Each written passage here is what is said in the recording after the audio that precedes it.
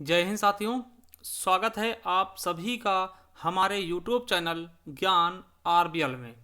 साथियों को पता है कि आपके यूपी पुलिस रेडियो ऑपरेटर के जो आपने फॉर्म भरे थे उसकी परीक्षा बहुत ही जल्द होने वाली है, जिसके लिए साथियों आप सभी के कहने पर हम इसका जीके पोर्शन भी कंप्लीट करा रहे हैं। और आपको पता है इसके लिए हम रेगुलर एक पार्ट दोस्तों लेकर के आते, कोई एक टॉपिक लेकर के आते और उसको संपूर्ण हम समाप्त करते हैं। ठीक है, तो चलिए दोस्तों आपको दिखा देते हैं क्या सिलेबस था और क्या क्या हमने करवा दिया। देखिए साथियों, ये है सिलेबस और इसमें देखिए जब हम आते हैं सामान्य ज्ञान वाले पोर्शन पर, तो मैं आपको बता दूं, देखिए यहाँ पर हमने क्या क्या आपको कंप्लीट कराया। देखिए हमने विमुद्रीकरण और उसका प्रभाव कंप्लीट करा दिया, साइबर क्राइम कंप्लीट करा दिया, उसके अलावा वस्तु एवं सेवा कर कंप्लीट करा दिया। आज साथियों हम मानवाधिकार देखने वाले, यानी कि हमारा चौथा टॉपिक आज है मानवाधिकार। तो आज के इस वीडियो में संपूर्ण मानवाधिकार हम आपको कंप्लीट करके देने वाले हैं। और आपको बता दें इन सभी चीज़ों में बहुत ज़्यादा रिसर्च लगती है, काफ़ी समय लगता है। ये वैसे टॉपिक भी हैं जो आपको आसानी से कहीं भी मिलने वाले नहीं हैं। ठीक है, तो चलिए दोस्तों शुरू करते हैं। अब देखिए मानवाधिकार टॉपिक हम शुरू करें उसके पहले बता दें, इसके पहले हमने जो 3 पार्ट आपको पढ़ाए हैं, 3 टॉपिक पढ़ाए हैं, उसके लिए आप जाइए हमारे डिस्क्रिप्शन में लिंक मिल जाएगा या सीधा प्ले लिस्ट पे। अब देखिए जैसे आप ज्ञान आरबीएल के प्ले लिस्ट पे आएंगे आपको देखिए ये प्ले लिस्ट दिखेगा, यूपी पुलिस रेडियो ऑपरेटर। ठीक है, क्लासेस 2022-23 दोस्तों इसको आप कंप्लीट कर लीजिएगा। सब कुछ दोस्तों इसमें हम करवाते जा रहे हैं, धीरे धीरे इसमें टॉपिक आपके बढ़ते जाएंगे। आज चौथा टॉपिक है। ठीक है, हमने विमुद्रीकरण, ठीक है, और दोस्तों साइबर क्राइम होगा, जीएसटी होगा, वो कंप्लीट करा दिया। आज हम पूरा करवाने वाले हैं मानवाधिकार, ह्यूमन राइट्स। ठीक है, उसके अलावा ये आप पॉलिटिक क्लास ले लीजिएगा। ठीक है, और साथियों ये है संपूर्ण हिंदी आपके एग्जाम के लिए, रेडियो ऑपरेटर के लिए। तो आप इस प्लेलिस्ट को पढ़ लीजिएगा साथियों, बहुत ही शानदार तरीके से हमने ये सब करवाई हैं। ठीक है, देखिए ये सभी आपको प्लेलिस्ट में मिल जाएंगे, डिस्क्रिप्शन में भी इनका लिंक मिल जाएगा और कमेंट बॉक्स में भी हम इनके लिंक को पिन कर देंगे, आप किसी भी तरीके जाके देख सकते हैं। चलिए शुरू करते हैं आज की इस वीडियो को। साथियों आज देखते हैं चौथा टॉपिक है हमारा मानवाधिकार। देखिए मानवाधिकार क्या होता है, जिसको हम ह्यूमन राइट कहते हैं। ह्यूमन, देखिए मानवाधिकार, देखिए मानवाधिकार, मानवा किससे बना, मानव प्लस अधिकार, दो शब्दों से मिलकर बना है। जहां पर मानव मतलब कहता है मनुष्य, अधिकार मतलब होता है दोस्तों अधिकार। ठीक है, यानी अगर मैं बात करूं कि मानवाधिकार का तात्पर्य क्या होता है, तो आपको बता दें ऐसे अधिकारों से जो व्यक्ति को मनुष्य होने के कारण प्राप्त होते हैं। केवल और केवल दोस्तों अगर आप मनुष्य हैं तो आपको वो अधिकार प्राप्त होते हैं, उसे हम मानवाधिकार कहते हैं। ठीक है, चलिए जैसा आपको पता है दोस्तों, देखिए यद्यपि दोस्तों आपको बता दें कि कुछ मानवाधिकार, जैसे दोस्तों आपको पता है कि भारतीय संविधान में मानव के अधिकारों के लिए दोस्तों मौलिक अधिकार दिए गए हैं भाग 3 में, जिन्हें हम मैग्ना कार्टा ऑफ इंडिया कहते हैं ना, आपको पता होगा। ठीक है, देखिए यद्यपि भारतीय संविधान में मानवाधिकारों के रूप में मौलिक अधिकारों की व्यवस्था की गई है। ठीक है, देखिए भारतीय संविधान में मानवाधिकारों के रूप में दोस्तों मौलिक अधिकारों की भी व्यवस्था की गई, जिन्हें मैग्ना कार्टा कहते हैं भाग 3 में, जो कि हमारे अमेरिका से लिए गए ना, वो चीजें हम बात नहीं करेंगे। ठीक है, जिसे दोस्तों आपको पता है सुप्रीम कोर्ट का संरक्षण प्राप्त है। ठीक है, सुप्रीम कोर्ट, हाई कोर्ट का संरक्षण भी प्राप्त है। अगर आपके कोई मौलिक अधिकारों का हनन करता है तो आप सुप्रीम कोर्ट जा सकते हैं डायरेक्ट। ठीक है, परंतु साथियों वर्ष 1948 में घोषित, ठीक है, वर्ष 1948 में घोषित मानवाधिकार अत्यंत व्यापक है। ठीक है, जो किसी राष्ट्र राज्य की सीमाओं से परे, यानी जो मानवाधिकार होता है, देखिए जो ये आपका है संविधान, ये देखिए आपके केवल देश के नागरिकों के लिए है, मगर दोस्तों जो मानवाधिकार ना उसका दोस्तों अत्यंत व्यापक, बहुत दूर तक फैला, ये किसी राष्ट्र या राज्य तक ही सीमित नहीं दोस्तों, परंतु दोस्तों ये पूरे विश्व तक फैला हुआ है। ठीक है, चलिए अगर मैं इसकी सीधी बात करूं कि आपके जो मौलिक अधिकार और मानवाधिकार में क्या अंतर है, तो मैं आपको बता दूं कि देखिए मानवाधिकार पूरी मानव जाति को प्राप्त होते हैं, समझिएगा। मानवाधिकार जो होते हैं किसी भी मानव जाति को प्राप्त होंगे, सबको प्राप्त होंगे, कोई भी मानव जाति है दोस्तों उसे मानवाधिकार प्राप्त होते हैं। जबकि दोस्तों मौलिक अधिकार किसको प्राप्त होते हैं, उसी देश के नागरिकों को ही, है ना, उस देश के नागरिकों को ही मौलिक अधिकार प्राप्त होते हैं। या दोस्तों कभी कभी कुछ मौलिक अधिकार ऐसे भी होते हैं जो विदेशियों को भी प्रदान किए जाते हैं। ठीक है, चलिए तो समझ गए होंगे। तो इससे हम देख सकते हैं कि मानवाधिकार दोस्तों पूरी मानव जाति के लिए होते हैं, जबकि दोस्तों मौलिक अधिकार कुछ विशेष लोगों के लिए होते हैं। ठीक है, अब देखिए कि मानवाधिकारों की रक्षा के लिए दोस्तों क्या हुआ, राष्ट्रीय मानवाधिकार आयोग का गठन किया गया, जो कि एक संवैधानिक निकाय है। क्या है? सांविधिक निकाय है। आपसे पूछा जा सकता है दोस्तों, याद रखिएगा। चलिए, तो ये समझ गए कि मानवाधिकारों की रक्षा के लिए क्या किया गया है। भारत में राष्ट्रीय मानवाधिकार आयोग की स्थापना की गई है, और दोस्तों राज्यों में राज्य मानवाधिकार आयोग की भी स्थापना की गई। जैसे आपको पता है कि एक केंद्र में सुप्रीम कोर्ट होता है, और दोस्तों उसके नीचे क्या होते हैं, हर एक राज्य में दोस्तों, ठीक है, हाई कोर्ट भी होते हैं ना। उसी प्रकार दोस्तों एक होता है राष्ट्रीय मानवाधिकार आयोग, और राज्यों में दोस्तों राज्य मानवाधिकार आयोग की भी बात की गई है, गठन किया गया है। तो इन सभी चीजों पे हम पहले बात करेंगे। राष्ट्रीय मानवाधिकार क्या है, मानवाधिकार क्या है, और राज्य मानवाधिकार क्या है, सभी पहलुओं पे हम बिल्कुल अच्छे से चर्चा करने वाले हैं। चलिए देखते हैं। देखिए, मानवाधिकारों का हम इतिहास की बात कर लें तो समझिएगा, मानवाधिकारों की सार्वभौमिक घोषणा कब हुई थी, तो याद रखिएगा संयुक्त राष्ट्र की आम सभा द्वारा। समझिएगा, जो संयुक्त राष्ट्र संघ की आम सभा की तीसरी बैठक होती है। देखिए याद रखिएगा कि आपसे पूछ सकता है मानवाधिकारों की सार्वभौमिक घोषणा कब की गई, तो याद रखिएगा संयुक्त राष्ट्र की आम सभा द्वारा तीसरी बैठक, जो संयुक्त राष्ट्र सभा की दोस्तों आम सभा की तीसरी बैठक होती, कब होती है, 10 दिसंबर 1948 को। कहां होती है, तो फ्रांस की राजधानी पेरिस में दोस्तों। वहीं मानवाधिकारों की सार्वभौमिक घोषणा की जाती है दोस्तों, इसको पेरिस संधि भी कहा जाता है, याद रखेंगे, ठीक है। कब दोस्तों, 10 दिसंबर 1948 को मानवाधिकारों के बारे में चर्चा की जाती है। और दोस्तों इसीलिए समझिएगा, इसीलिए प्रतिवर्ष 10 दिसंबर को दोस्तों हम विश्व मानवाधिकार दिवस के रूप में मनाते हैं। ये क्वेश्चन आपके लिए बहुत ज्यादा इंपॉर्टेंट है। कई बार पुलिस के पेपर में, कई बार दोस्तों हर एक पेपर में आपका पूछा जाता है कि विश्व मानवाधिकार दिवस कब मनाया था दोस्तों, तो 10 दिसंबर को। क्यों मनाया था, क्योंकि आपको पता है कि 10 दिसंबर 1948 दोस्तों फ्रांस के पेरिस में एक संधि हुई थी मानवाधिकार को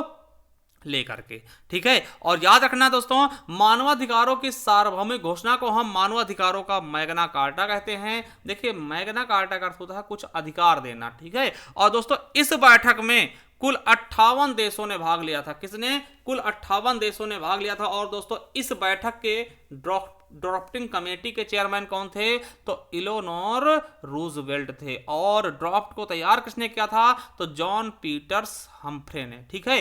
तो ये याद रखेंगे। यहां से दोस्तों आपके लिए ये आपका मेन इंपॉर्टेंट है। कहां पे दोस्तों संधि होती है, तो पेरिस में दोस्तों, ठीक है, इसीलिए इसको पेरिस संधि भी कह देते हैं, ठीक है। और ये वाला दोस्तों 10 दिसंबर, ये आपका मोस्ट से भी मोस्ट इंपॉर्टेंट है कि मानवाधिकार आयोग दिवस कब मनाते हैं, विश्व मानवाधिकार दिवस कब मनाते हैं, 10 दिसंबर को, ठीक है। चलिए अब हम बात कर लेते हैं राष्ट्रीय मानवाधिकार आयोग, ठीक है। बात कर लेते हैं किसकी, राष्ट्रीय मानवाधिकार आयोग की। दोस्तों ये क्वेश्चन आपके एग्जाम में पूछे गए दोस्तों। देखिए, भारत में राष्ट्रीय मानवाधिकार आयोग की स्थापना दोस्तों कब की गई, तो 12 अक्टूबर 1993 को।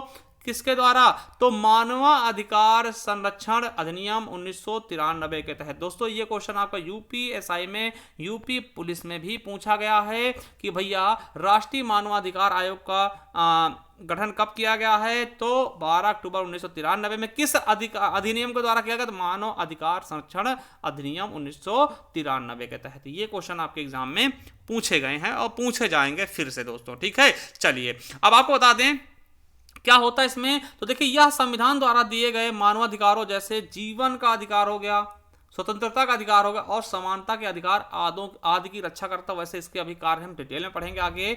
बस यहां से दोस्तों ये इंपॉर्टेंट क्या है, ये दो चीजें बहुत ज्यादा इंपॉर्टेंट है, मोस्ट इंपॉर्टेंट हैं कि मानवाधिकार आयोग के प्रथम अध्यक्ष कौन थे, तो कौन थे दोस्तों, श्री न्यायमूर्ति रंगनाथ मिश्र। दोस्तों इंपॉर्टेंट है, याद रखिएगा, पुलिस में यूपीएसआई में पूछा गया। तो मानवाधिकार आयोग के प्रथम अध्यक्ष कौन थे, तो रंगनाथ मिश्र जी थे। और दोस्तों अभी वर्तमान में कौन है, तो दोस्तों राष्ट्रीय मानवाधिकार आयोग के वर्तमान अध्यक्ष कौन है, तो न्यायमूर्ति अरुण कुमार मिश्रा जी हैं। कौन है, तो अरुण कुमार मिश्रा जी, A.K. मिश्रा जी अभी वर्तमान अध्यक्ष हैं। और पहले कौन थे, रंगनाथ मिश्र। दोस्तों दोनों याद रखेंगे, बहुत इंपॉर्टेंट है, ये इंपॉर्टेंट पॉइंट है, ठीक है। चलिए अब दोस्तों देखिए, अभी दोस्तों संशोधन 2019 में किया गया था, मानवाधिकार संरक्षण जो अधिनियम होता दोस्तों उसमें संशोधन किया गया था, है ना। तो ये चीज याद रखेंगे। इसमें क्या संशोधन हुआ, बता दें आपको कि गृह मंत्री अमित शाह ने 8 जुलाई 2019 को लोकसभा में मानवाधिकार संरक्षण संशोधन बिल 2019 पेश किया, ठीक है। यह बिल दोस्तों मानवाधिकार संरक्षण अधिनियम 1993 में संशोधन करता। देखिए हमने बताया था कि जो राष्ट्रीय मानवाधिकार आयोग है दोस्तों वो किसके द्वारा गठित हुआ, तो मानवाधिकार संरक्षण अधिनियम 1993 द्वारा। तो इसमें संशोधन किया गया क्या संशोधन किया गया, तो याद रखिएगा कि देखिए जो मानवाधिकार आयोग का अध्यक्ष है ना, वो भारत के मुख्य न्यायाधीश के पद पे रहा हो, या दोस्तों या फिर सर्वोच्च न्यायालय के पद पे रहा हो न्यायाधीश हो। समझिए इसका मतलब क्या है। देखिए आपको पता है कि जैसे हमारे अभी वर्तमान में जो सर्वोच्च न्यायालय है उसमें दोस्तों 33+1 जज होते हैं ना, एक मुख्य न्यायाधीश होता है। तो पहले क्या था दोस्तों, केवल एक मुख्य न्यायाधीश जो होता था ना, यही रिटायरमेंट के बाद दोस्तों मानवाधिकार आयोग का अध्यक्ष बन सकता था। मगर साथियों अब क्या कर दिएगा, अब कोई भी बन सकता है, मतलब ये 33 में से कोई भी ये भी बन सकते हैं और ये तो बन ही सकता है पहले से ही ना। तो याद रखिएगा राष्ट्रीय मानवाधिकार आयोग का अध्यक्ष भारत के मुख्य न्यायाधीश के पद पे रहा हो, या फिर दोस्तों जो सर्वोच्च न्यायालय यानी मुख्य न्यायाधीश जो सर्वोच्च न्यायालय है दोस्तों उसका मुख्य न्यायाधीश हो, या फिर दोस्तों अन्य न्यायाधीश भी अब अध्यक्ष बन सकते हैं। यानी जो 33+1 यानी 34 के 34 दोस्तों रिटायरमेंट के बाद दोस्तों इसके अध्यक्ष बन सकते हैं राष्ट्रीय मानवाधिकार आयोग के।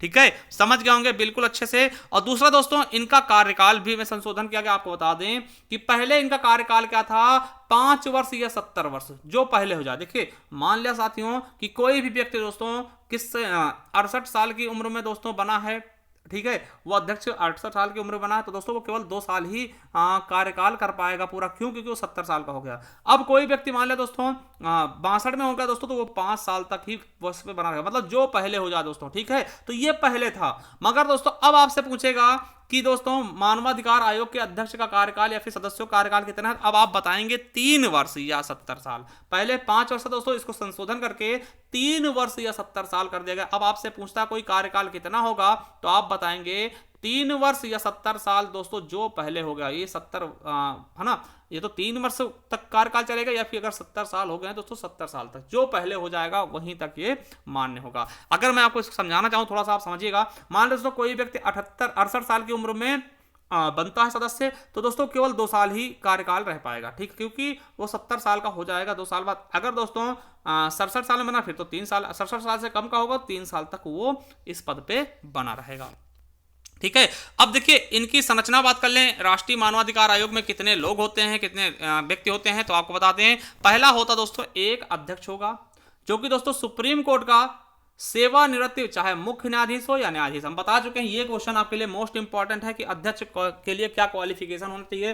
दोस्तों वो सुप्रीम कोर्ट का मुख्य न्यायाधीश हो या फिर दोस्तों न्यायाधीश रहा हो, यानी कि 33 और +1 न्यायाधीश होते हैं ना सुप्रीम कोर्ट में, यानी 33 अन्य न्यायाधीश और एक मुख्य न्यायाधीश, इनमें से कोई भी दोस्तों अब अध्यक्ष बन सकता है। और दोस्तों इसमें 5 सदस्य होते हैं, 5 अन्य सदस्य होते हैं। उनमें देखिए 5 सदस्य कौन कौन से आएंगे। देखिए एक जो पहला सदस्य होगा वो सुप्रीम कोर्ट का कार्यरत या सेवानिवृत्त न्यायाधीश हो सकता है दोस्तों। यानी ये जो होगा, जो सदस्य होगा दोस्तों, एक सुप्रीम कोर्ट का न्यायाधीश होगा, जो सर्वोच्च न्यायालय होता है उसका दोस्तों न्यायाधीश होना चाहिए, है ना। और दूसरा सदस्य क्या होना चाहिए दोस्तों, हाई कोर्ट से, किसी भी हाई कोर्ट से दोस्तों सेवानिवृत्त न्यायाधीश होना चाहिए। ठीक है, और तीसरा दोस्तों सदस्य होगा वो दोस्तों मानवाधिकार से संबंधित कार्यानुभव अथवा विशेष जानकारी रखता है, जो दोस्तों तीसरा सदस्य होगा। और चौथा सदस्य होगा, देखिए 2 सदस्य ऐसे होंगे जिनको दोस्तों मानवाधिकार के बारे में बहुत अच्छी जानकारी होगी। 2 सदस्य हो गए। और तीसरा सदस्य जो होगा दोस्तों, उसको भी मानवाधिकार आयोग के बारे में अच्छी जानकारी हो, मानवाधिकारों के बारे में दोस्तों अच्छी जानकारी हो, मगर दोस्तों वो महिला हो। यानी 5 सदस्यों में से कम 1 महिला जरूर होगी। ठीक है, तो ये चीज आप रखेंगे। देखिए 5 सदस्य होंगे, एक दोस्तों सुप्रीम कोर्ट से आएगा, एक हाई कोर्ट से आएगा, और दोस्तों 3 ऐसे होंगे जिनको दोस्तों मानवाधिकार के बारे में अच्छा जानकारी होगा, कार्य अनुभव होगा, उसमें कार्य किया होगा, मगर उनमें से 3 में से एक क्या होगी, महिला होगी। और दोस्तों कुछ पदेन सदस्य भी होते हैं। जैसे दोस्तों पदेन सदस्य क्या होता है, जो पद पे रहे हो, कहीं भी पद पे वर्तमान में रह रहे हो, ठीक है, पद पे चल रहे हो। देखिए तो पदेन सदस्यों में क्या होगा, एक दोस्तों राष्ट्रीय अल्पसंख्यक आयोग का अध्यक्ष होगा, यानी ओबीसी आयोग का अध्यक्ष होगा। और इसके अलावा राष्ट्रीय अनुसूचित जाति आयोग का अध्यक्ष होगा और राष्ट्रीय अनुसूचित जनजाति आयोग का अध्यक्ष होगा, यानी कि SC ST और OBC। ठीक है, और दोस्तों महिला आयोग ये देखिए 4 आपको समझ में आए। SC आयोग का अध्यक्ष, है ना, ST आयोग का अध्यक्ष और OBC आयोग का अध्यक्ष, उसके अलावा महिला आयोग का अध्यक्ष, यानी कि 4 ऐसे पदेन सदस्य हो गए। और उसके अलावा दोस्तों पिछड़ा वर्ग आयोग का अध्यक्ष। ठीक है, और दोस्तों ये हो गए। अब देखिए कौन कौन हो गए, एक बार दोबारा देखिए। पहली चीज एक क्या होगा, अल्पसंख्यक वर्ग का अध्यक्ष। दोस्तों अल्पसंख्यक आप जानते हैं, जैसे मुस्लिम हो गए, सिख हो गए, है ना, जिनकी संख्या कमी है। ठीक है, तो देखिएगा पदेन सदस्य में क्या होंगे, अल्पसंख्यक आयोग का अध्यक्ष होगा। दूसरा दोस्तों राष्ट्रीय अनुसूचित जाति यानी कि एससी आयोग का अध्यक्ष होगा। और दोस्तों तीसरा राष्ट्रीय अनुसूचित जनजाति आयोग का यानी एसटी का आयोग अध्यक्ष होगा। चौथा दोस्तों राष्ट्रीय महिला आयोग का अध्यक्ष होगा। और पांचवा दोस्तों पिछड़ा वर्ग आयोग यानी ओबीसी आयोग का अध्यक्ष होगा। और दोस्तों अगला विकलांग व्यक्तियों का मुख्य आयुक्त होगा दोस्तों। और जो एक और होता दोस्तों विशेष आमंत्रित सदस्य याद रखेगा, एक विशेष आमंत्रित सदस्य होता दोस्तों, ये कहां लाया जाता है, तो राष्ट्रीय बाल अधिकार सुरक्षा आयोग के मुख्य आयुक्त को लाया जाता है। ठीक है, समझ गए होंगे।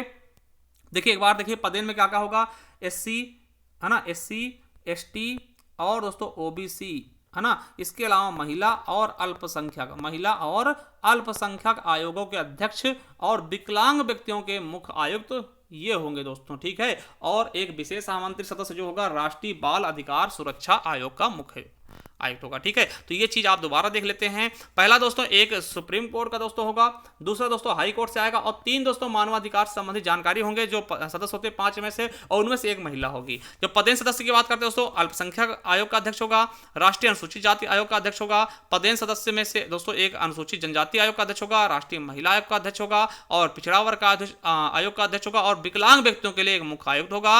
और दोस्तों राष्ट्रीय विशेष आमंत्रित सदस्य होता है राष्ट्रीय बाल विकास सुरक्षा आयोग के मुख्य आयुक्त होते हैं। ठीक है, चलिए अब दोस्तों जैसा कि मैंने बता दिया कि जो राष्ट्रीय मानवाधिकार आयोग का अध्यक्ष होता है यानी वो कौन होगा, सर्वोच्च न्यायालय का दोस्तों मुख्य न्यायाधीश या सर्वोच्च न्यायालय के अन्य न्यायाधीशों में से ही बनेगा। यानी ये आपका पुलिस यूपीएससी में पूछा गया तो आपसे पूछ सकता है कि जो राष्ट्रीय मानवाधिकार आयोग का अध्यक्ष होगा उसकी क्वालिफिकेशन क्या होगी, उसकी योग्यता क्या होगी। दोस्तों आपको बता देना सुप्रीम कोर्ट का या तो मुख्य न्यायाधीश रहा हो या फिर आपका अन्य न्यायाधीश भी रहेगा तब भी चल जाएगा। ठीक है, चलिए अब देखिए आपके दिमाग में आएगा सर कि जो ये होते ना, जो ये सदस्य हमने दिखाए कौन से, ये जो पूरे सदस्य दिखाए कि भैया ये सदस्य हैं, एक अध्यक्ष है और 5 सदस्य हैं और उसके बाद पदेन सदस्य हैं और आमंत्रित सदस्य, इनको नियुक्ति कौन करेगा।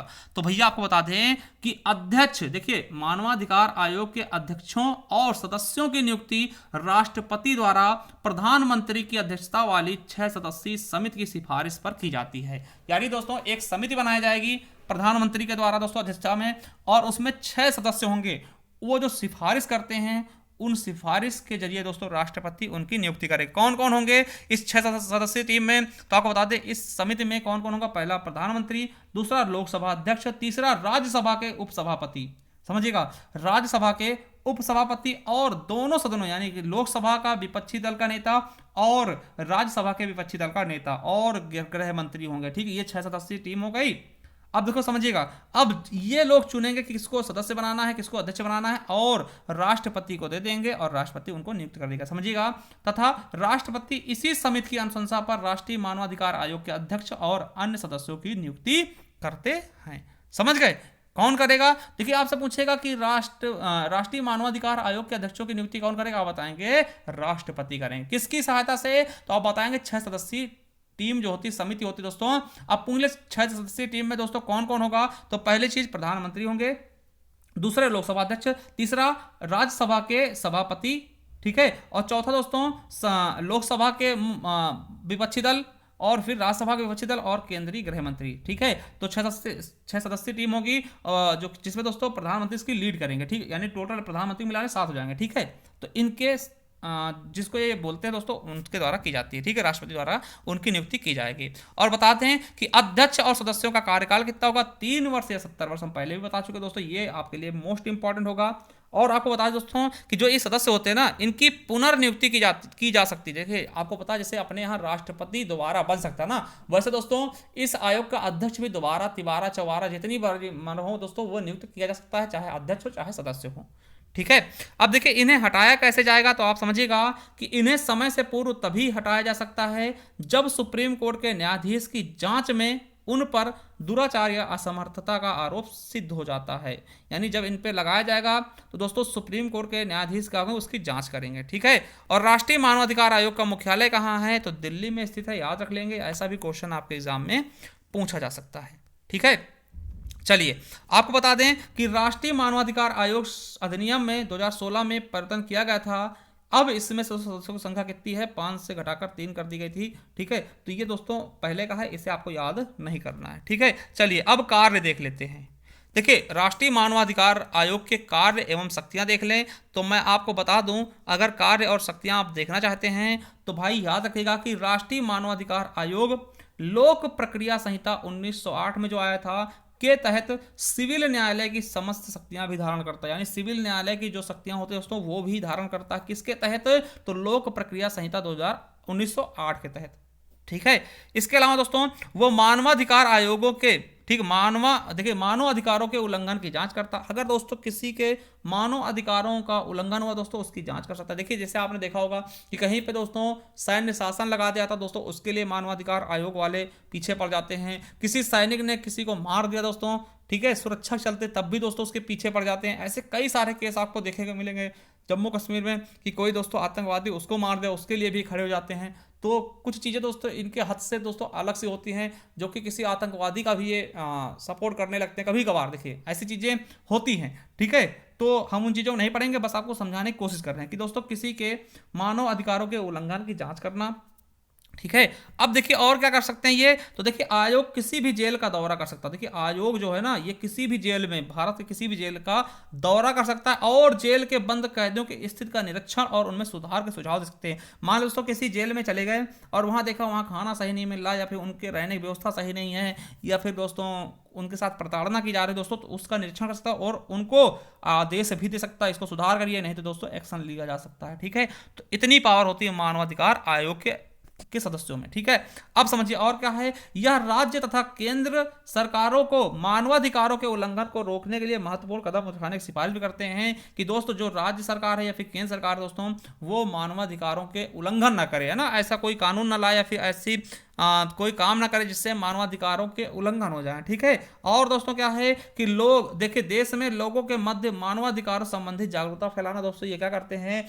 कि अपने मानवाधिकारों को पहचानिए, लोगों के बीच दोस्तों कैंपेन चलाते हैं, है ना, जागरूकता चलाते हैं कि भैया आप समझिए आपके अधिकार क्या है, मानवाधिकार क्या है आपके, है ना, तो ये जागरूक भी करते हैं लोगों को, जो कि बहुत अच्छा चीज है ना, क्योंकि लोगों को जागरूक करते हैं। और दोस्तों न्यायालय में लंबित मानवाधिकारों के मामलों में हस्तक्षेप करना, तो ये कुछ ऐसे जो कानून होते हैं दोस्तों समझिएगा, कुछ ऐसे केस चल रहे होते दोस्तों जो बहुत समय से पड़े, जैसे समझिए कोई केस चल रहा है दोस्तों और बहुत समय से दोस्तों से सुनवाई नहीं, कोई व्यक्ति ने गुनाह किया या नहीं किया और जेल में पिस रहा है ना, दोस्तों उनकी भी मांग करते जल्दी इसको सुनाइए और इसको खत्म करिए। ठीक है, तो बहुत अच्छी चीज है। अब देखिए मानवाधिकार के क्षेत्र में कार्य करने वाले गैर सरकारी संगठन को भी प्रोत्साहन देता। देखिए और भी देखिए जरूरी नहीं कि मानवाधिकार ही ऐसे काम करे, और संगठन भी हैं दोस्तों, ठीक है, और एनजीओ हैं दोस्तों जो काम करती हैं मानवाधिकारों के लिए, ठीक है, मानव के अधिकारों की रक्षा करती हैं, ठीक है, तो उनको प्रोत्साहन करना। अगला है कि मानवाधिकार से संबंधित अंतर्राष्ट्रीय संधियों की समीक्षा तथा उनके क्रियान्वयन हेतु सिफारिश करना। जो दोस्तों मानवाधिकार संबंधित जो अंतर्राष्ट्रीय संधियां हुई हैं उनको लागू करवाना कि इनको भैया लागू करिए, इनकी सिफारिश करते हैं। और दोस्तों आपको बता दें कि इनके पास मुआवजे या हर्जाने के भुगतान की सिफारिश करने का भी अधिकार। मान लीजिए दोस्तों किसी व्यक्ति को फालतू दोस्तों प्रताड़ित किया गया कुछ दिन तक, ठीक है, और दोस्तों मानवाधिकार में गलत पाएगा दोस्तों, ये फिर क्या करते हैं सरकार से कहते हैं भैया इसकी हर्जाना भी दीजिए, इसको हर्जाना दीजिए, मुआवजा दीजिए, ना, इसको परेशान किया गया, इसकी हर्जाना और मुआवजा भी देना पड़ेगा आपको। ठीक है, चलिए और क्या होता है कि आयोग अपनी रिपोर्ट राष्ट्रपति के समक्ष प्रस्तुत करता है, जिसे संसद के दोनों सदनों में रखा चाहता है। दोस्तों ये हो गया मानवाधिकार से संबंधित कुछ प्रश्न। ठीक है, अब दोस्तों आपको राज्य मानवाधिकार के बारे में बता दूं। देखिए राज्य में भी जैसे आपने बताया था कि एक दोस्तों सुप्रीम कोर्ट होता है जो कि पूरे देश के लिए होता है, एक होते दोस्तों हाई कोर्ट। तो हाई कोर्ट हर राज्य में होते हैं, वो हम पढ़ा चुके हैं संविधान में, ठीक है, टोटल 25 हाई कोर्ट हैं दोस्तों। उसी प्रकार से एक देखिए राष्ट्रीय मानवाधिकार आयोग होगा और दोस्तों हर राज्य में भी राज्य मानवाधिकार आयोग होंगे, तो वो चीजें बता रहा हूं। अब राज्य मानवाधिकार आयोग के बारे में देखते हैं कुछ चीजें। जैसे दोस्तों अब तक देश में 26 राज्यों ने आधिकारिक राजपत्र अधिसूचना के माध्यम से दोस्तों राज्य मानवाधिकार आयोगों की स्थापना की, यानी लगभग अभी दोस्तों 26 राज्यों ने राज्य मानवाधिकार आयोगों की स्थापना कर रखी है। ठीक है, चलिए अब दोस्तों आपको बता दें कि देखिए राज्य मानवाधिकार आयोग केवल उन्हीं मामलों में मानव अधिकारों के उल्लंघन की जांच कर सकता है जो संविधान के राज्य सूची और समवर्ती सूची के अंतर्गत आते हैं। आपको पता है ये केंद्र सूची के अंतर्गत आने वाले दोस्तों अधिकारों में ये चीजें नहीं, मतलब इसमें इंटरफेयर नहीं कर सकते, केवल और केवल राज्य सूची में और समवर्ती सूची में। ठीक है, हमने बताया था ना संविधान में कि दोस्तों 7वीं अनुसूची में दी गई 3 प्रकार की शक्तियां, 3 प्रकार की सूची, राज्य सूची, समवर्ती सूची और केंद्र सूची।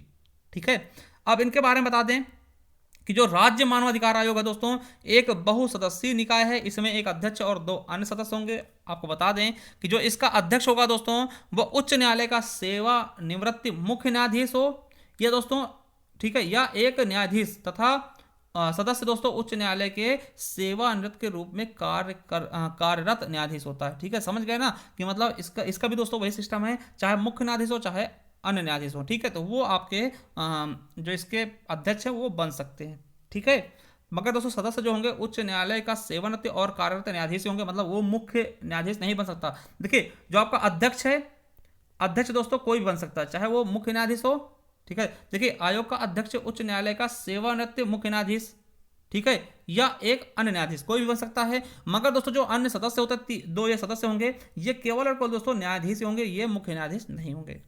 ठीक है, चलिए अब देखिए राज्य के जिला न्यायालय का कोई न्यायाधीश, समझिएगा, इसके अलावा क्या है, राज्य के जिला न्यायालय का कोई न्यायाधीश जिसे 7 साल का अनुभव हो या कोई व्यक्ति जिसे मानवाधिकार के बारे में विशेष दोस्तों अनुभव हो, उसे इस आयोग का सदस्य बनाया जा सकता है। दोस्तों समझिएगा, कोई जिला न्यायालय का दोस्तों न्यायाधीश है जिसने 7 साल काम किया है, या फिर दोस्तों कोई ऐसा व्यक्ति है जिसे मानवाधिकार के बारे में विशेष अनुभव दोस्तों, उसे भी आयोग का अध्यक्ष बनाया जा सकता है, राज्य आयोग का अध्यक्ष दोस्तों बनाया जा सकता है। अब आपको बता दें इसकी नियुक्ति कौन करेगा।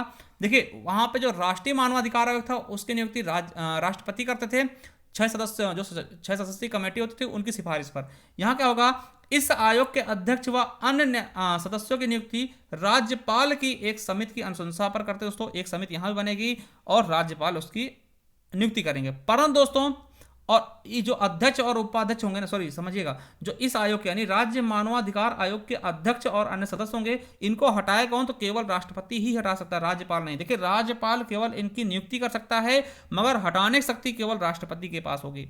अब देखिए जो समिति बनेगी उसका दोस्तों प्रमुख कौन होगा, राज्य का मुख्यमंत्री, जो दोस्तों नाम सिफारिश करेगा कि इसे राज्य मानवाधिकार आयोग का अध्यक्ष बनाना चाहिए दोस्तों, उस समिति का मुख्य कौन होगा, मुख्यमंत्री। जैसे वहां पे प्रधानमंत्री होता था, यहाँ पे मुख्यमंत्री होगा। ठीक है, इसके अलावा दोस्तों और कौन कौन होगा इस समिति में, तो आपको बता दें कि इसके अलावा विधानसभा अध्यक्ष होगा और राज्य का गृह मंत्री तथा राज्य विधानसभा के विपक्ष दल का नेता होते हैं। और इनका भी दोस्तों कार्यकाल क्या होगा, 3 वर्ष या 70 वर्ष। जैसा दोस्तों देखिए राष्ट्रीय मानवाधिकार आयोग का होता है, वैसे ही राज्य मानवाधिकार आयोग के सदस्यों का भी कार्यकाल 3 वर्ष या 70 वर्ष ही होता है। और आपको बता दें कि देखिए आयोग से कार्यकाल पूरा होने के बाद अध्यक्ष व अन्य सदस्य ना तो केंद्र सरकार और ना ही राज्य सरकार के अधीन कोई सरकारी पद ग्रहण कर सकते, यानी कि जब भी ये रिटायर होंगे जो अध्यक्ष हैं या सदस्य, वो कोई भी दोस्तों सरकार के अधीन काम नहीं करेंगे, ये कहा गया है। अब दोस्तों मानवाधिकार संबंधित कुछ अन्य जानकारियां मैं आपको दे दूं तो दोस्तों मानवाधिकार की गैर सरकारी संगठन संस्था जिसका नाम एमनेस्टी है इंटरनेशनल, क्या नाम है इसका, एमनेस्टी इंटरनेशनल का गठन दोस्तों 1961 में किया गया था। आपको बता दें कि यह मानवाधिकार के संरक्षण के लिए कार्य करती और इसका मुख्यालय कहाँ है दोस्तों, तो लंदन में है। तो एमनेस्टी आपसे पूछा जा सकता है इसका गठन कब किया गया है, तो 1961 में दोस्तों। ठीक है, और इसका मुख्यालय कहाँ है, तो लंदन में। ये मानवाधिकार के संरक्षण के लिए कार्य करती है। समझ गए होंगे बिल्कुल अच्छे से। और आपको बता दें दोस्तों जो संस्था है ना एमनेस्टी, इसको दोस्तों इस संस्थान को 1977 में शोषण के खिलाफ अभियान चलाने के लिए दोस्तों शांति का नोबेल पुरस्कार भी दिया गया। ठीक है, इसे दोस्तों शांति का नोबेल पुरस्कार भी दिया गया। इसके अलावा 1978 में संयुक्त राष्ट्र संघ के मानवाधिकार पुरस्कार से भी नवाजा गया है। इतना चीजें एमनेस्टी को मिल चुकी है दोस्तों, शांति का नोबेल भी मिल चुका है। चलिए अब दोस्तों मानवाधिकार के बारे में पढ़ते हैं। इसके कुल दोस्तों 30 अनुच्छेद जिनको आपको जानना चाहिए, और इन अनुच्छेदों में से दोस्तों यूपी पुलिस में 2018 में दोस्तों क्वेश्चन भी पूछे गए थे। ठीक है, तो याद रखेंगे मानवाधिकार के कुल 230 अनुच्छेद हैं जिनको आपको समझना है, और कुछ चीजें आपको ऐसे बेसिकली पूछ लेना। देखिए अभी केवल और केवल हमें दोस्तों ये अनुच्छेद केवल और केवल दोस्तों यूपी पुलिस के पेपर में ही 2 बार देखने को मिले, उसके अलावा दोस्तों मुझे कहीं और ये पूछे नहीं गए। ठीक है, तो फिर भी पूछ सकता है, याद रखिएगा। मैं आपके सामने समक्ष इसको पेश कर रहा हूं। क्या है, तो मानवाधिकारों से संबंधित कुल 30 अनुच्छेद हैं जो कि निम्नलिखित है। पहला है अनुच्छेद पहला क्या कहता है, देखिए ये अनुच्छेद मानवाधिकार के ना कि संविधान के। याद रखिएगा कि सभी मनुष्यों को गौरव और अधिकार के मामले में जन्मजात स्वतंत्रता और समानता, मतलब सभी व्यक्ति का है, इसका मतलब क्या है दोस्तों, जन्मजात से दोस्तों उनको समान माना गया, उनको स्वतंत्रता दी गई है। पहला ये कहता है। दूसरा क्या कहा गया है दोस्तों, कि सभी अधिकारों और आजादियों को प्राप्त करने का हक। देखिए सभी व्यक्तियों को अधिकारों और आजादियों को प्राप्त करने का हक, यानी कि कहा गया है कि इस मामले में यानी आजादी और अधिकार के मामले में दोस्तों जाति, लिंग, वर्ण, भाषा, धर्म आदि के आधार पर भेदभाव आपसे नहीं किया जाएगा। किसी प्रकार की आपसे आजादी नहीं छीनी जाएगी, चाहे आप जिस जाति के हो, चाहे आप जिस लिंग के हो, महिला हो या पुरुष हो, वर्ण कोई सा भी हो, भाषा कोई भी बोलते हो, धर्म कोई सा भी हो, इस पे दोस्तों आपसे भेदभाव नहीं किया जाएगा। ये आपका अनुच्छेद 2 कहता है। चलिए तीसरा क्या है कि प्रत्येक व्यक्ति को जीवन, स्वाधीनता और वैयक्तिक सुरक्षा का अधिकार, मतलब आपको जीने का अधिकार। जैसे आपको पता है कि अनुच्छेद, देखिए संविधान में अनुच्छेद 21 कहता है आपको जीने का अधिकार, उसी प्रकार दोस्तों ये आपका अनुच्छेद 3 कह रहा है। ठीक है, चौथा क्या है, गुलामी से स्वतंत्रता। दोस्तों ये वाला आपका अनुच्छेद पूछा गया था आपके यूपी पुलिस में। ठीक है, तो ये अनुच्छेद 4 क्या कहता है, गुलामी स्वतंत्रता, आपको कोई गुलाम नहीं बना सकता। ठीक है, चलिए 5 क्या कहता है कि किसी को शारीरिक यातना न दी जाएगी और ना ही दोस्तों किसी के प्रति निर्दय, अमानुषिक या फिर अपमानजनक व्यवहार किया जाएगा। मतलब किसी को दोस्तों ऐसा नहीं कि इतना मार दिया, पुलिस वाले देखते हैं कस्टडी में इतना मारते हैं दोस्तों, इतना मारते हैं कि उसके दोस्तों बोलने की हालत नहीं आती ना, तो वैसी दोस्तों निर्दयता आपको नहीं, आपके साथ नहीं की जाएगी दोस्तों। वो आपका अनुच्छेद 5 कहता है। चलिए अगला है अनुच्छेद 6 दोस्तों, ये भी आपका क्वेश्चन आपके यूपी पुलिस में पूछा गया था। ठीक है, तो अनुच्छेद 6 क्या कहता है, हर किसी को हर जगह कानून की निगाह में व्यक्ति के रूप में स्वीकृति प्राप्त है, यानी कि विधि के समक्ष समानता, समता या संरक्षण। दोस्तों ये आपका अनुच्छेद 6 कहता है। ठीक है, चलिए 7 क्या कहता है कि कानून की निगाह में सभी समान हैं और सभी बिना भेदभाव के कानूनी सुरक्षा के अधिकारी। दोस्तों यानी कानून की नजर में दोस्तों सभी लोग क्या है, समान है और सभी को बराबर सुरक्षा दी जाएगी। ठीक है, 8वां क्या कहता है कि सभी को संविधान या कानून द्वारा प्राप्त बुनियादी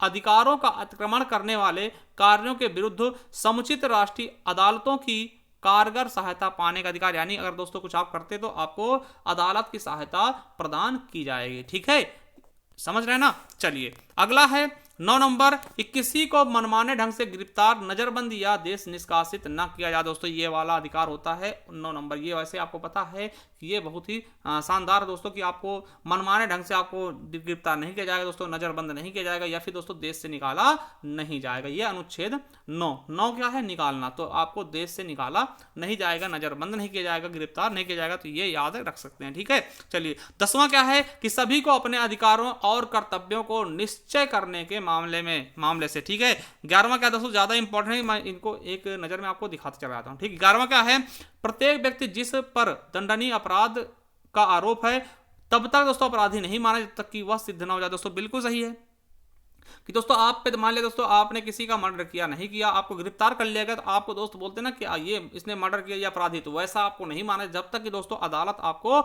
सिद्ध न कर दे आपके ऊपर कि भैया आपको दंड न दे दे दोस्तों, तब तक आप क्या हैं, आप अपराधी नहीं होते। यह आर्टिकल 11 कहता है। ठीक है, वहीं अनुच्छेद 12 क्या कहता है, किसी व्यक्ति की एकांतता, परिवार, घर या पत्र व्यवहार के प्रति कोई मनमाना हस्तक्षेप के विरुद्ध कानूनी रक्षा का अधिकार। दोस्तों मतलब किसी को परिवार के प्रति दोस्तों कानूनी सुरक्षा प्रदान की जाएगी। दोस्तों ये चीजें बताई गई हैं। ठीक है, 13 क्या है कि देश की सीमाओं के अंदर स्वतंत्रता पूर्वक आने जाने व बसने का अधिकार तथा अपने देश को छोड़ने या वापस आने का अधिकार। दोस्तों ये आपको पता है कि ये चीजें आपको संविधान की भी याद दिलाएंगे। जैसे आर्टिकल 19 में दोस्तों कई चीजें थी ना, वैसे कि आप देश में दोस्तों कहीं भी आ जा सकते हैं और बाहर विदेश भी जा सकते हैं और विदेश से वापस भी आ जा सकते हैं दोस्तों, इस पे कोई रोक नहीं लगा सकता। ठीक है, आर्टिकल 13 कहता है। 14 का कह रहा है कि किसी व्यक्ति द्वारा सताए जाने पर दूसरे देशों में शरण लेने का अधिकार। दोस्तों आपको पता है कि किसी व्यक्ति द्वारा सताए जाने, जैसे आपको पता है कि बहुत सारे दोस्तों शरणार्थी होते हैं, जैसे आपको पता अफगानिस्तान से बहुत सारे शरणार्थी दोस्तों बाहर गए, है ना, यूक्रेन से दोस्तों दूसरे देश में गए हैं, सताया जा रहा था, है ना, युद्ध चला था। आपको रोहिंग्या शरणार्थी याद होगा, ठीक है, म्यांमार वाले, तो बहुत से बांग्लादेश चले गए, भारत आ गए दोस्तों, वो सब चीजें बात कीजिएगा आर्टिकल 17। और दोस्तों अनुच्छेद 15 का कहता है, 14 कहता है ना, अनुच्छेद 15 का कहता है कि प्रत्येक व्यक्ति को किसी भी राष्ट्र विशेष नागरिकता का अधिकार, यानी कोई व्यक्ति दोस्तों किसी भी राष्ट्र विशेष की नागरिकता ले सकता है। 16 का कहता है विवाह एवं परिवार का अधिकार। दोस्तों आप विवाह कर सकते हैं, परिवार दोस्तों रख सकते हैं, ये आपका अधिकार है दोस्तों। ठीक है, आपको विवाह से रोका नहीं जा सकता। ठीक है, अनुच्छेद 17 का कहता है निजी संपत्ति रखने का अधिकार। दोस्तों आप अपनी निजी संपत्ति रख सकते हैं दोस्तों, ऐसा कुछ नहीं कि आपके पास कोई संपत्ति ना हो। ठीक है, 18 क्या है विचार, अंतरात्मा और धर्म की आजादी के अधिकार। दोस्तों आप किसी भी धर्म के हैं उसको दोस्तों आप मान सकते हैं, जैसे आपको पता होगा कि ऐसे संविधान में भी दिए गए ना, विचार व्यक्ति स्वतंत्रता जैसे संविधान में दोस्तों ये 18 में दिया गया है ना। तो दोस्तों यहां भी कहा गया विचार, आप कुछ भी विचार कर सकते हैं, अंतरात्मा है ना, और दोस्तों धर्म की आजादी का अधिकार 18 में दिया गया है। 19 में क्या है, विचार और उसकी अभिव्यक्ति स्वतंत्रता। जैसे आपका हाँ देखिए यहां भी 19 में, वहां भी 19 में है, ठीक है, विचार और उसकी अभिव्यक्ति स्वतंत्रता दोस्तों, ठीक है, 19 में कहा गया, कुछ भी सोच सकते हैं, ठीक है। और 20 में क्या है, सभा करने समिति बनाने का अधिकार, ठीक है। जो आपका देखिए मानवाधिकार दोस्तों आर्टिकल 20 का कहता है सभा बनाने, सभा करने और समिति बनाने का अधिकार। 21 में क्या है कि देश के शासन में प्रत्यक्ष रूप से या अप्रत्यक्ष रूप से चुने गए प्रतिनिधियों के जरिए दोस्तों हिस्सा लेने का अधिकार, यानी कि मतदान करने का अधिकार आपका आर्टिकल 21 कहता है, ठीक है। मानवाधिकार का अनुच्छेद 21 का कहता है दोस्तों कि आप वोट कर सकते हैं, ठीक है।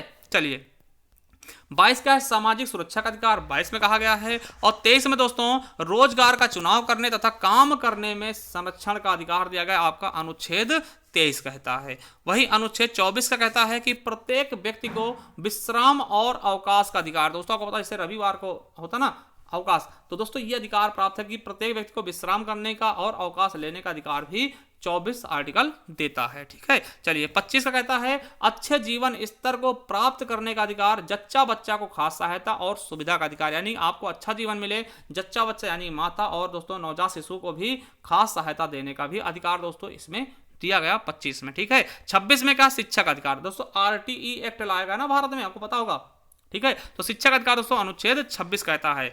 27 क्या है, स्वतंत्रता पूर्वक समाज के सांस्कृतिक जीवन में हिस्सा लेने का भी अधिकार। दोस्तों कोई भी सांस्कृतिक जीवन में दोस्तों आप हिस्सा ले सकते हैं, स्वतंत्रता पूर्वक आपको कोई भी आवाज मतलब रोका नहीं जाएगा। 28 का है ऐसी सामाजिक और अंतरराष्ट्रीय व्यवस्था की प्राप्ति का अधिकार जिसमें अधिकारों और स्वतंत्रताओं को पूर्णतः प्राप्त किया जा सके। वही दोस्तों अनुच्छेद 29 का कहता है प्रत्येक व्यक्ति या उसी समाज के प्रति कर्तव्य है जिसमें रहकर उसने व्यक्तित्व व स्वतंत्र और पूर्ण विकास संभव हो दोस्तों, ठीक है। मतलब जहां जैसा मर्जी दोस्तों वहां पे रह सकता है जहां पे उसका पूर्ण विकास हो सके दोस्तों। 30 का कहता है और अंतिम है ये कि इस घोषणा में उल्लिखित किसी भी बात का यह अर्थ नहीं लगाया जाना चाहिए जिससे दोस्तों अधिकारों और स्वतंत्रताओं में से किसी का विनाश हो। मतलब इतने भी उल्लंघन मतलब जितने भी घोषणा की गई हैं इसमें इसका मतलब ये नहीं कि आप ऐसा दोस्तों कर सके जिससे अधिकारों और स्वतंत्रता का क्या हो, विनाश हो जाए, ठीक है। चलिए दोस्तों ये क्वेश्चन आपके लिए मैं छोड़ के जाऊंगा कि शिक्षा का अधिकार RTE एक्ट